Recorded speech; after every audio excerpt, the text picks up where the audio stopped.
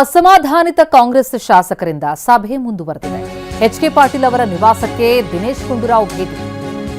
ಬೆಂಗಳೂರಿನ dollars ಕಾಲೋನಿಯಲ್ಲಿರುವಂತಹ HK. Patil ಅವರ ನಿವಾಸಕ್ಕೆ ಬಂದಿದ್ದಾರೆ.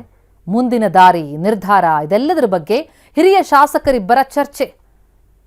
ಈಗಾಗಲೇ ಬಂದು ಅವರನ್ನ ಸಮಾಧಾನ ಪಡಿಸುವಂತಹ ಪ್ರಯತ್ನವನ್ನ ಮಾಡಿದ್ರು. ಸುರ್ಜೇವಾಲಾ ಬಂದು ಮಾತನಾಡಿದ್ರು. ಆದರೆ ಇನ್ನೂ ಕೂಡ ಈ ಸಭೆ ಮುಂದುವರೆದಂತೆ ಕಂಡು ಬರ್ತಾ ಇದೆ. ಇಬ್ಬರಿಗೂ ಸಚಿವಗಿರಿಯನ್ನ ನೀಡಲಾಗಿಲ್ಲ. ಇನ್ನು ಸಂಪುಟ ವಿಸ್ತರಣೆಗೆ ಹಿರಿಯ ಶಾಸಕರು ವ್ಯಂಗ್ಯ ಆಡಿದ್ದಾರೆ. ಹೊಸದಾಗಿ ಆಯ್ಕೆ ಮಾಡಿದ್ರಲ್ಲ, ಇದು ಯಾವ ಮಾನದಂಡ? ಯಾವತ್ತೂ ಈ ರೀತಿ ಆಗಿಲ್ಲ ಸರ್ ಅಂತ ದಿನೇಶ್ ಗುಂಡೂರಾವ್ ಹೇಳಿದ್ದಾರೆ. ವಿಚಿತ್ರ ಇದು ಅಂದ್ರು ದಿನೇಶ್ ಗುಂಡೂರಾವ್. ದಿನೇಶ್ ಅವರ ಮಾತಿಗೆ ಎಚ್.ಕೆ. ಪಾಟೀಲ್ ನಕ್ಕಿದ್ದಾರೆ.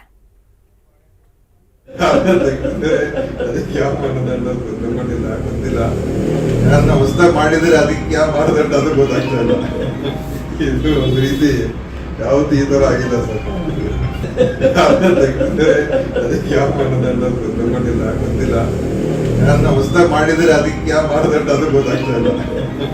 ಇದು ಒಂದು ರೀತಿ ಯಾವತ್ತು ಈ ತರ ಆಗಿಲ್ಲ ಸರ್.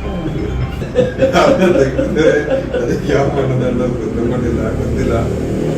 ಹೊಸದಾಗಿ ಮಾಡಿದ್ರೆ ಅದಕ್ಕೆ ಯಾವ ಮಾನದಂಡ ಅದು ಗೊತ್ತಾಗ್ತಾ ಇಲ್ಲ. ಇದು ಒಂದು ರೀತಿ ಯಾವತ್ತು ಈ ತರ ಆಗಿಲ್ಲ ಸರ್. ಅದಕ್ಕೆ ಯಾವ ಮಾನದಂಡ ತಗೊಂಡಿಲ್ಲ ಗೊತ್ತಿಲ್ಲ. ಹೊಸದಾಗಿ ಮಾಡಿದ್ರೆ ಅದಕ್ಕೆ ಯಾವ ಮಾನದಂಡ ಅದು ಗೊತ್ತಾಗ್ತಾ ಇಲ್ಲ. ಇದು ಒಂದು ರೀತಿ ಯಾವತ್ತು ಈ ತರ ಆಗಿಲ್ಲ ಸರ್. ಕೋಲಾರ ಮತ್ತು ಚಿಕ್ಕಬಳ್ಳಾಪುರದಲ್ಲಿ ಇನ್ನೂ ಕೂಡ ಸಂಪುಟ ಕೆಂಡ ತಣ್ಣಗಾಗಿಲ್ಲ. ಕೋಲಾರ ಜಿಲ್ಲೆ ಬಂಗಾರಪೇಟೆಯ ಪಟ್ಟಣ ಇವತ್ತು ಬಂದ್. ಶಾಸಕ ನಾರಾಯಣಸ್ವಾಮಿ ಅವರಿಗೆ ಸಚಿವ ಸ್ಥಾನ ಕೊಡಲಿಲ್ಲ ಎನ್ನುವುದಕ್ಕೆ ಅವರ ಬೆಂಬಲಿಗರ ಆಕ್ರೋಶ. ಎಸ್.ಎನ್. ನಾರಾಯಣಸ್ವಾಮಿ ಬೆಂಬಲಿಗರು ಬಂದ್ಗೆ ಕರೆ ಕೊಟ್ಟಿದ್ದಾರೆ. ತುರ್ತು ಸೇವೆ ಹೊರತುಪಡಿಸಿ ಉಳಿದೆಲ್ಲಾ ಸೇವೆಗಳು ಕೂಡ ಬಂದ್ ಆಗಿದೆ. ಬಸ್ ಓಡಾಟ, ಆಟೋ ಸಂಚಾರದಲ್ಲಿ ವ್ಯತ್ಯಯ ಆಗಿದೆ. ಜೊತೆಗೆ ಅವರ ಬೆಂಬಲಿಗರಷ್ಟೇ ಅಲ್ಲ, ರೈತ ಸಂಘ, ದಲಿತ ಸಂಘಟನೆ, ತಾಲೂಕ್ ಕಾಂಗ್ರೆಸ್, ಹೋಟೆಲ್ ಮಾಲೀಕರ ಸಂಘ ಹೀಗೆ ಹಲವು ಸಂಘಟನೆಗಳು ಬೆಂಬಲವನ್ನ ಕೊಟ್ಟಿವೆ. ಶಾಸಕ ನಾರಾಯಣಸ್ವಾಮಿ ಬೆಂಬಲಿಗರಿಂದ ಬೈಕ್ ರ್ಯಾಲಿ ಕೂಡ ನಡೆದಿದೆ. ಬಂಗಾರಪೇಟೆ ಕೋಲಾರ ಮುಖ್ಯ ರಸ್ತೆಯನ್ನ ತಡೆದು ತಮ್ಮ ಆಕ್ರೋಶ ಹೊರಹಾಕಿದ್ದಾರೆ.